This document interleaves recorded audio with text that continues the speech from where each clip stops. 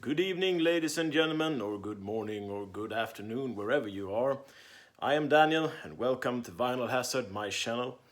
Today, I am going to show you a couple of records. I have purchased 7 recently, and it's a very mixed bunch of records. These are power metal, some thrash, which I'm very excited to show you, and I have some death and some black metal too, so it should be fun. I have learned that I need to have something to drink during these videos because my throat's just sore up and I have to do it like this often. And I think, well, why not have anything to why do I not have anything to drink while I'm doing these videos? But enough about that. Let's get to the records. First one I have to show you is this little puppy, Brothers of Metal. Although I guess they're not really all brothers, because as you see, and there are quite a bunch of them, aren't there? There is a girl in the middle, or a woman actually. So this band has 3 singers, and they are pure Viking power metal fun. They are a band that formed rather recently, like 2016 or something like that. And yeah, they mostly focus on the story elements of Odin and Norse mythology. Here is the track list. As you see, a lot of Norse mythological names like son of Odin, Yggdrasil, Tyr. Although he is actually named Oden in Swedish. Yeah, a lot of great tracks on this. God of War, no association with the game, mind you. Yeah, there's a lot of good tracks on this, which I really like. Yggdrasil being one of them, probably my favorite. And let's see. We have a lyric sheet. And let's see, yeah. It looks like that. Oh, Freya is one song. Yeah, let's see, what are their names? So I recently found out about this band, and yeah, their lead singer is named Ylva Eriksson. Apparently she is the voice of the Valkyries. That's exciting. Joakim Lindbäck Eriksson, perhaps they are related or married, I don't know. He is the Battle Cries. All right. And David Gran, Guitars of Lightning. Per Nilsson, Guitars of Steel. Mikael Färm, Guitars of Justice. And Emil Värmdal, Mighty Bass of Thunderous Glory. Interesting. Mats Nilsson, Tongue of the Gods. Well, I suppose he might be a singer, one of them. They are 3. I mentioned that, right? And Johan Johansson, Anvil and War Drums. Yeah. So anyway, this band is a lot of fun to listen to. I've listened to this album a couple of times now. And let's check out The Wax. Of course, we need to. And this is not on black vinyl, mind you. This is on, let's see if I can get it out. Yeah, there it goes. This should be, yeah, on red. Delicious vinyl. Excellent. Yeah, not much more to say about this band, really. Or, well, perhaps there is a lot more to say about this band, but I will not do so. Well, one thing. I think they are going to drop a new album in a few months, which I am happy to purchase, because this album is great. So test them out if you like power metal, that is. Next one, a classic. I'm saying that quite a lot, don't I? Bathory. And Bathory, well, what can you say about them? They were formed, oh, well, they are a Swedish band, and they were formed in 1983. And here we have the back and the pentagram, very satanic of them. So, Bathory is what many consider the first black metal band. I guess they are sort of the progenitor to black metal. I don't really know that. You see, I came into black metal at a pretty late stage in my life, so I haven't listened very much to Bathory. So this album, anyway, is originally from 1984, and I was 2 years old back then. I'm 37 now. Let's see what this one has to offer. Yeah, we have a lyric sheet here. For some reason I said track list on my last videos when I described all of this. Stupid Swedish mistake. So, what more can we say about this album? It's rather short. It's like 27 minutes of just pure aggression. And yeah, what more? Yeah, one thing. So this has Jonas Åkerlund on drums, and if you do not know him, but you probably do, or not, I don't know, but he is a very famous music writer. He's written a lot of songs for like mainstream artists too, Madonna, Lady Gaga, yeah. Not that I really listen to them, although I think their voices are great. I'm a connoisseur of most music, so yeah. Anyway, this is how it looks. Oh yeah, right. The vinyl. Do not forget that one. Alrighty, black. I think the first 1,000 pressings of this had a golden goat on it, or I think in Swedish it's called Den gyllene geten. And apparently the band wanted to have a golden goat on the front side because it looked cooler or something, I don't know. But they did not have enough money to buy the color, or yeah. So they took the next best thing, and that was like mixing a yellowish kind of color, and yeah, that became the yellow goat. Did I say golden goat? No, yellow goat. And apparently they released the first edition of this, or the first pressing of this in 1,000 copies, and it's a very sought after album, apparently. Moving on, 2 records in 8 minutes, really? Thank you. If anyone wants to know what this is, it's like some sort of agave drink. Yeah. Not tequila, though. This one should be no surprise to many. Proto death metal when it's the best, or I guess when it was invented. Possessed, and this is Seven Churches. I do not know what to say about this album. I have listened to it a couple of times. It's raw, hard, tough, speedy, all the right tones. They only released 3 albums or something like that. Yeah, right. So they released this in, I guess it was 85, probably like 2 years before Scream Bloody Gore by Death. And it certainly has death metal elements in it. I don't know, death for me is like the inventors of death metal, but I mean, you cannot argue with that Possessed was before Death, so I guess they are the innovators, so to speak. Anyway, it doesn't really matter. It's a great album.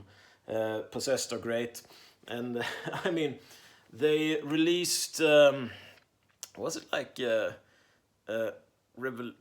what's it called? Revelation of Oblivion. That's their latest album they released. Yeah, they released like 2 albums in the 80s. Yeah, what was like, now it's all the Tool craze, like Tool released their album 13 years, something like that. Yeah, 13 years before or after 10,000 Days. Possessed, yeah, they waited 33 years, so yeah, fuck you. Anyway, I should not curse, it's not nice. So, Tool is a great band, by the way. Nothing against them. They release great music. Next one. Did I show the vinyl on this one? I did not think so. Oh, stupid. Yeah, all right. Let's go through this one. Look at this. That's a lot of photos crammed into one. Can hardly see what's going on. Yeah, and here we have all the lyrics. Yeah, Satan's Curse, Holy Hell, the title track, Seven Churches, and yeah, Twisted Minds. And here's the back also, by the way, which can be quite fun to look at. Damn, it's like, you can see my mobile phone in this and everything. Yeah. I record my videos on an iPhone because I do not have a decent camera. All right, next one. We're at 11 minutes. Classic, Judas Priest. Let's get this one through quickly. The bottle cap, which I think they got sued or something by Coca-Cola for using like a bottle cap with matching, fonts. Yeah, here we have some lyric sheets. Like, this is Judas Priest when I guess they're kind of heavy metal, but more like hard rock.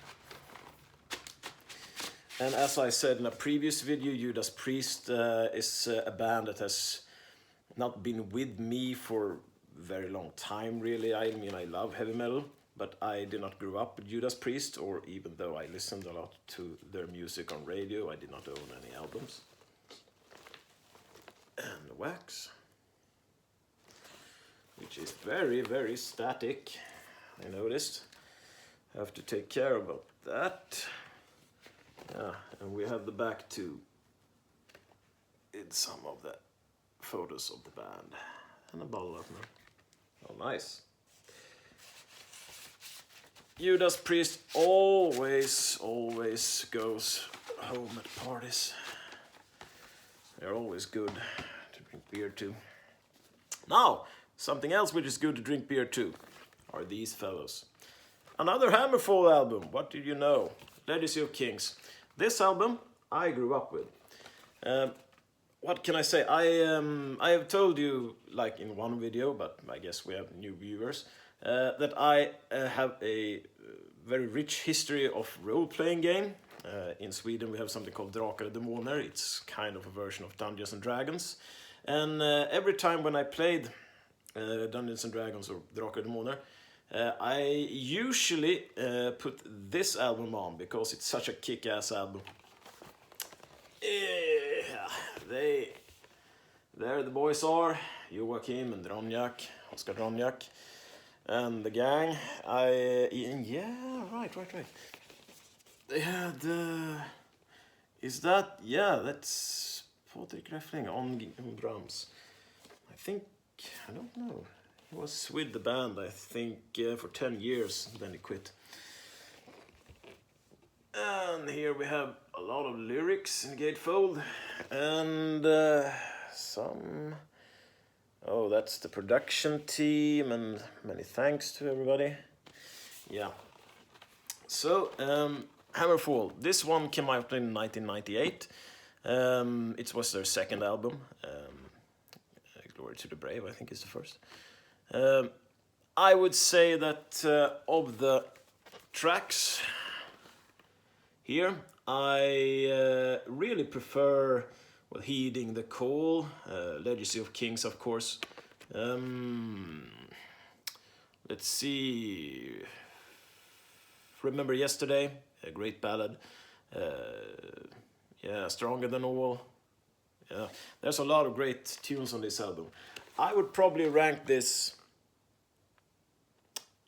along with Glory to the Brave, like probably my favorite Hammerfall album.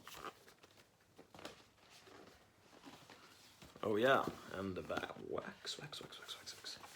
Let's see. Oh god, they never come out, these things. There we go. I think, oh yeah, right. So this is not a black vinyl, but it's pretty. I usually, you know, it's pretty because it's like black, red, and clear, and I like all those three versions of like wax vinyl pressing. But I do not know about the splatter effect. I was never a fan of it. Music, however, whole nother thing. And last but not least, we have a Holy Grail. Now, given that I am a very big fan of thrash metal, I needed to bid on this, and it cost me like a hand and a foot, but I really needed it. And it was sort of like God almost told me to get it. This is a Holy Grail, if anything. Thrash metal when it is the best. Death Angel with the ultra violence. And Death Angel, yeah, they formed in 1982, the year I was born. The ultra violence came out in 87. Yeah. The cool thing about this, and I guess it's talked about to death, is the age of the band members. I think no one of them was, no one had turned 20 yet. And Andy Gallion, the drummer, he was like 14. And given that, like, the ultra violence has some kick-ass fucking drums, it is amazing what they have accomplished with this album. Let me take it out. This is a first pressing, by the way. And it is in very good condition. Yeah, right, there's like some scuffs, but not really anything to be worried about. The outer cover looks very nice. And here's the band. And the track list. Yeah, and cover 2 is a cover which I really like. It's by an artist named Sam Hoffner, I believe. I think he did their second album cover too. I don't think he've done much else, or at least not that I know of. Yeah, so what more?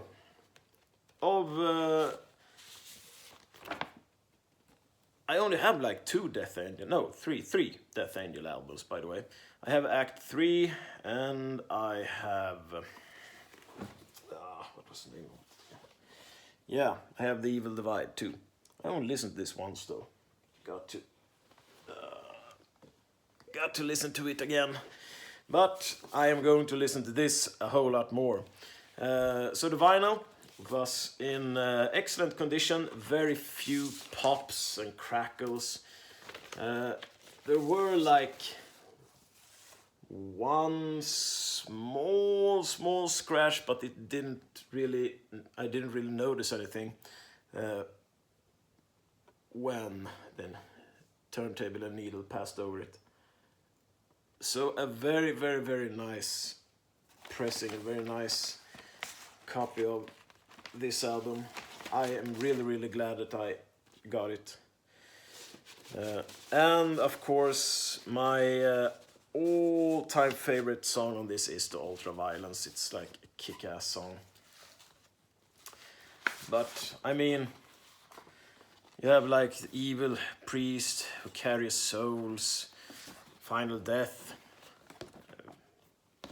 I cannot praise this album enough. It's great. I had to have it. Cost me, I'm not ashamed to say it, it cost me $50. So yeah. Didn't get it through Discogs, I got it through a Swedish auction site called Tradera. And this is everything I have for this time. I do not know if I'm going to do a record update next time. Perhaps I will do something else.